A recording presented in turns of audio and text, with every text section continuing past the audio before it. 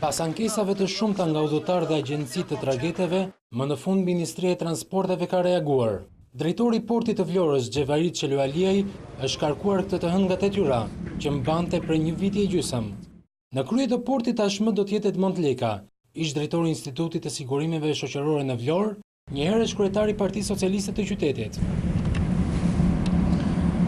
Emërimi i kreut të ri vjen në një kohë kur në portin e Vlorës ishin krijuar shumë probleme, për shkak të përplasjes së orareve të dy traketeve të linjës që kishte krijuar Çelualiaj. Ky i fundit prej kohësh ishte vënë në qendër të akuzave të kompanisë Red Star, për shkak se nuk lejonte konkurrencën e ndershme.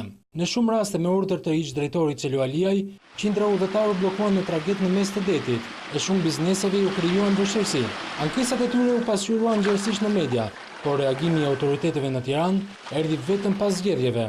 Xhevarit Çelualiaj mbante detyrën e kreut të Partisë Socialiste të rrethit të Vlorës, por nuk dihet nëse rezultati negativ që ai shënoi në zgjedhjet e 21 qershorit i ka vënë vulën problemeve dhe tensionit që krijoi si drejtori i portit.